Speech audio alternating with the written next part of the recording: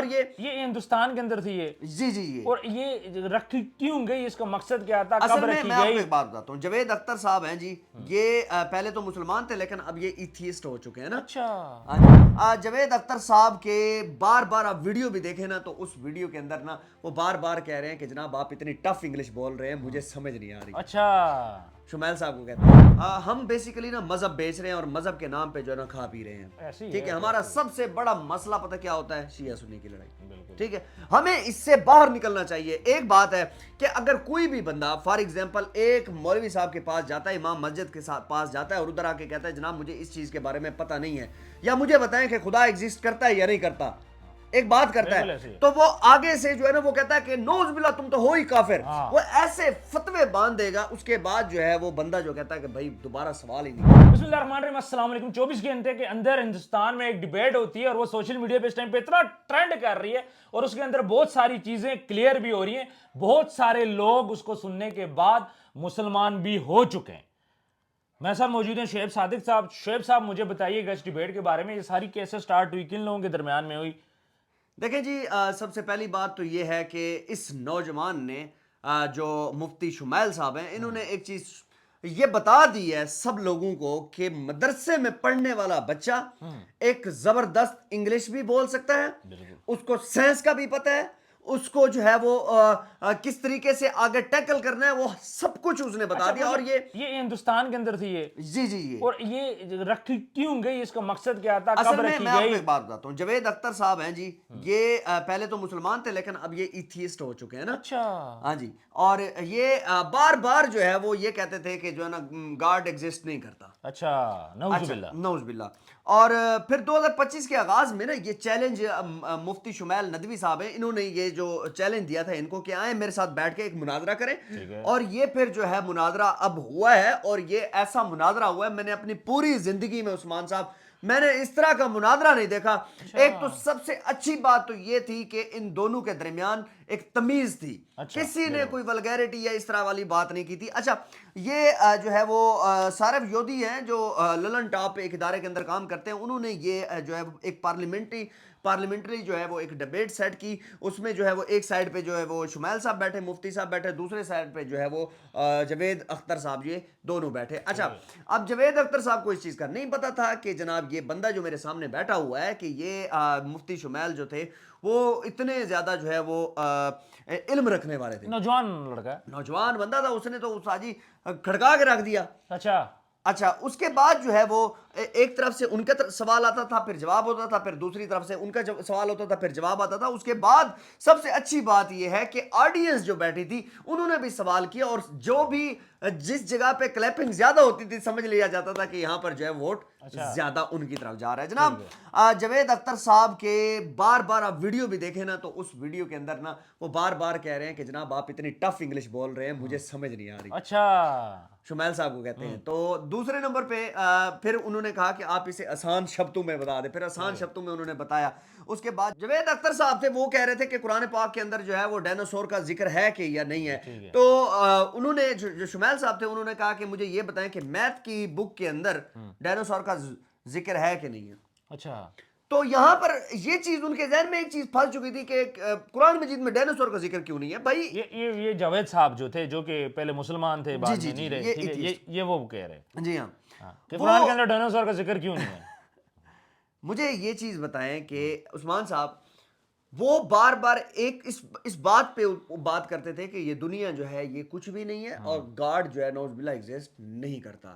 وہ اس معاملے میں جو ہے وہ شمیل صاحب نے جو ہے وہ جس طریقے سے ان کو ٹیکل کیا, یہ چیزیں ہم نے دیکھی. اور اس کے بعد میں آپ کو ایک بات بتا دوں کہ سب سے بڑا جو مسئلہ ہے وہ آج کل یونیورسٹیز کے اندر ایتھیزم جو ہے وہ اوپر آ رہا ہے. بالکل ایسی ہے.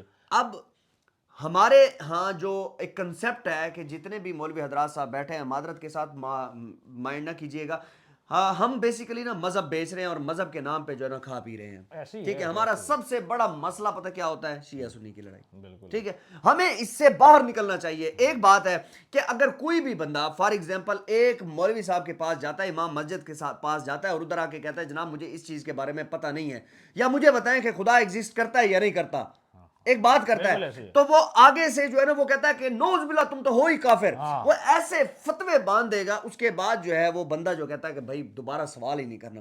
اگر اس کی وجہ کیا ہے؟ کیونکہ وہ امام مسجد کے پاس وہ نالج ہی نہیں ہے۔ بالکل ایسی ہے، بالکل ہمارے جو نصاب ہے اس کے اندر سب سے پہلے نمبر پہ لینگویج رکھی جانی چاہیے، درس نظامی کی بات کر رہا ہوں۔ اس کے بعد جو ہے وہ ایتھیزم کا ایک سبجیکٹ رکھنا چاہیے۔ اس کے بعد جو ہے آپ دیکھیں کہ ہمارے مولانا حضرات صاحب جو ہے وہ آن لائن بیٹھ کے ڈالرز کما رہے ہوتے ہیں، قرآن مجید پڑھا رہے ہوتے ہیں، انگلش میں بات تو کر سکیں۔ ہمیں تو وہ چیز سکھائی ہی نہیں گئی، ہمیں تو صرف اس چیز کے اوپر بٹھا دیا گیا کہ جناب اب مجھے ایک بات بتائیں، انڈین وہ جو شمائل صاحب تھے انہوں نے کس طریقے سے وہ بات کی ہے، یہ چیز چاہیے۔ اب مجھے ایک بات بتائیں، اگر ایک امام مسجد ٹھیک ہے اس کے اندر ایک ایسا بولنے کی ہمت ہوگی، اس کو ایک گٹس ہوگا، تو وہ ایک تھانے دار کو بھی جا کر تھانے میں یہ کہے گا کہ جناب آپ غلط ہو، یا اگر وہ مسجد میں آئے نا تو اس کو وہاں پر بھی یہ کہے گا کہ جناب تسی بچی والے معاملے دے تسی رعایت نہیں کی سی، تسی جڑا نا تسی میرے مسجد تو باہر نکلو، اس طرح بول سکے۔ اس کے اندر ایک ہمت ہونی چاہیے کہ بھائی غلط کو غلط کہو، سچ کو سچ کہو، تو پھر جا کے یہ اس طریقے کے معاملات ہوتے ہیں۔ لیکن یہ جو بالی ووڈ نے نا ایک کنسیپٹ بنایا ہوتا ہمارے علماء کرام کے بارے میں، وہ آپ کو پتہ ہے وہ انڈین فلموں کے اندر وہ کس طریقے سے علماء کرام کو بنا کے پیش کرتے ہمیشہ نیگیٹو دہشت گردی دکھایا انہوں نے۔ ایسا ہی ہے۔ لیکن ایک بات میں آپ کو بتا دوں کہ جناب میں سمجھتا ہوں کہ اس بندے نے، اس مولانا مفتی صاحب نے جو ہے وہ ینگ مین نے جس طریقے سے یہ ڈیبیٹ کو جیتا ہے، اس کے بعد اگر آپ کومنٹ سیکشن میں جا کر پڑھیں 30,000 لوگوں نے یہ کہا ہے کہ جناب ہم ہندو سے مسلمان میں کنورٹ ہونا چاہتے ہیں۔ اچھا، یہ سب سے بڑی اچھی بات یہ تھی کہ انہوں نے جس طریقے سے بات کی، مجھے تو ایسے لگا کہ یہ جو ہے وہ کسی ایکسفورڈ یونیورسٹی سے پڑھ کے آئے ہیں۔ بس اللہ جس کو عزت دے۔ ہاں جی، یہ چیزیں ہیں۔ اچھا، جاوید اختر صاحب ایک بات بول رہے تھے کہ خدا اگر ایگزسٹ کرتا ہے تو مسلمانوں پہ اتنا ظلم ہو رہا ہے، غزہ کے اندر کیوں نہیں ایگزسٹ کرتا؟ دیکھیں غزہ کے اندر ہو یا کہیں پر بھی ظلم ہو رہا ہو، یہ ایک بات یاد رکھیں کہ مفتی شمائل صاحب کے مطابق انہوں نے کہا کہ دنیا جو ہے وہ ایک مقام ہے، ایسا مقام ہے جس میں جو ہے وہ سمجھ لیں کہ امتحان کا ایک مقام ہوتا ہے بندے کے لیے۔ بالکل۔ اچھا، اب وہ بندہ مثال کے طور پر آپ کے اوپر ظلم ہو رہا ہے، اگر میں دیکھ رہا ہوں تو مجھے وہ ظلم اگر میں کم کر سکتا ہوں تو کم کروں گا، تو اس کے بعد جو جزا ملے گی وہ اللہ تعالیٰ کی طرف سے مجھے ملے گی۔ اگر ظلم کرتا ہوں تو وہ بھی جو سزا جزا ہے وہ مجھے اللہ تعالیٰ کی طرف سے ملے گی۔ اب یہ وہ کہہ رہے تھے کہ جناب وہاں پر بھی کیوں جو ہے نا وہ غزہ کے اندر جو اتنا ظلم ہو رہا ہے ادھر وہ کیوں نہیں کر سکتے؟ کیا ہم مسلمان نہیں روک سکتے؟ وہاں پر ہر چیز روک سکتے ہیں، جو بھی روکے گا اس کا اجر جو ہے اس کو ملے گا۔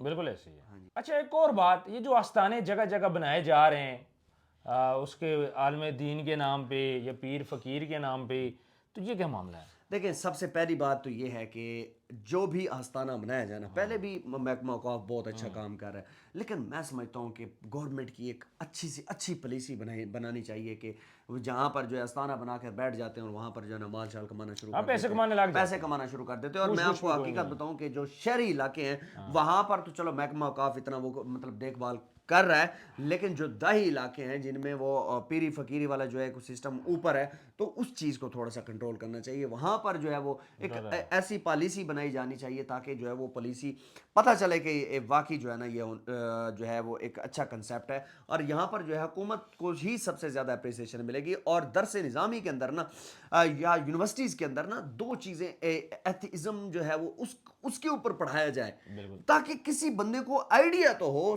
کہ معاملات کیا ہیں۔ بالکل صحیح ہے، ٹھیک ہے، تو یہ چیزیں لازمی ہونی چاہیے۔ شعیب صاحب بہت بہت شکریہ، آپ نے بہت اچھی باتیں کی۔ امید کرتے ہیں کہ ہمارے جو اسکالرز ہیں اسی طرح کی ایکٹیویٹیز کرتے رہیں گے۔ بہت اچھی باتیں کی، بہت سے لوگوں کو مسلمان کیا، بہت زیادہ ہمیں خوشی ہے اس بات کی کہ ہندوستان کے اندر بیٹھ کے وہاں پہ یہ ساری چیزیں ہو رہی ہیں۔ اسلامی جمہوریہ پاکستان میں تو ایزیلی آپ مناظرہ کر سکتے ہو، لیکن ہندوستان میں کرنا تھوڑا سا مشکل ہے کیونکہ وہاں پہ اور بھی بہت زیادہ مذہب لوگ وہاں پہ موجود ہیں۔ کامنٹ سیکشن میں اپنی رائے ضرور دیجیے گا۔ ملتے ہیں نیکسٹ ویڈیو میں۔ اللہ حافظ۔